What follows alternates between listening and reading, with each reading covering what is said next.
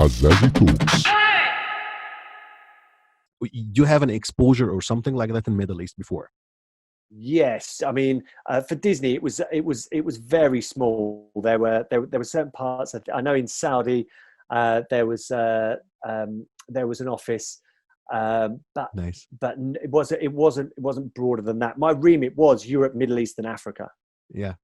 So this is great, but the main question for me is, what do you think about this mixing or the cross culture that you have? How did you work with such an environment with cross culture?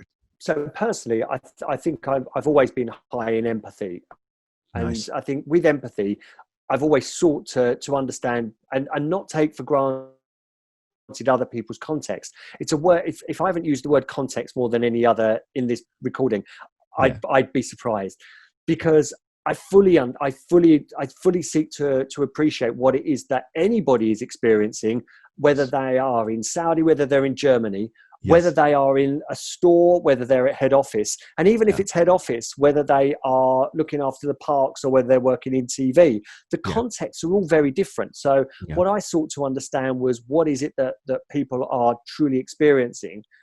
What is it that's getting in the way? My role, because it was a small team and you're looking to affect a lot of people, was what's the difference, but where are the commonalities? So I think we'd always, within any conversation, any given situation, it would be to assume difference, but then try to connect the dots. Yes, exactly.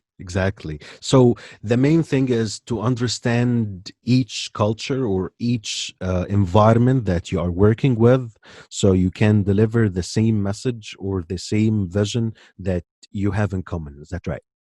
Oh, I think that's where it's slightly different, because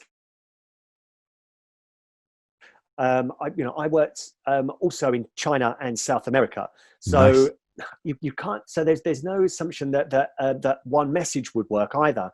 I think it really truly is trying to understand the local nuance and what it is that people care about and what they're trying to do.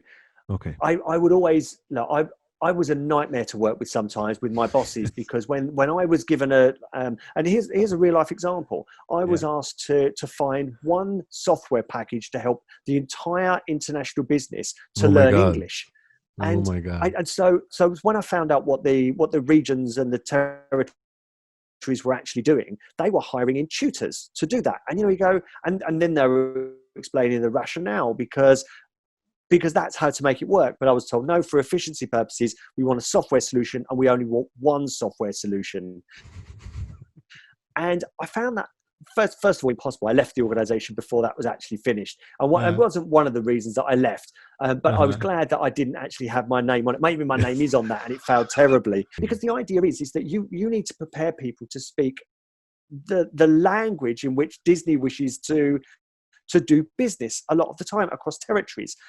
But that is about the actual interaction. It's not about the implementation of a system. So that's where I got lost in it. And perhaps I'm not a good Disney citizen, because I wouldn't just launch something, put my name in it, and off you go and make the best of a bad job.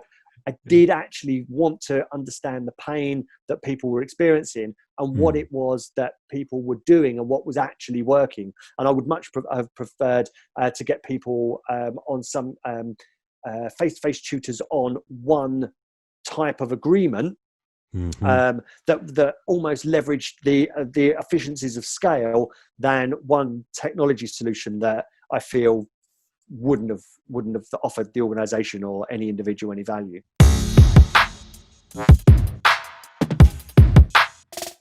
Azzazy Talks.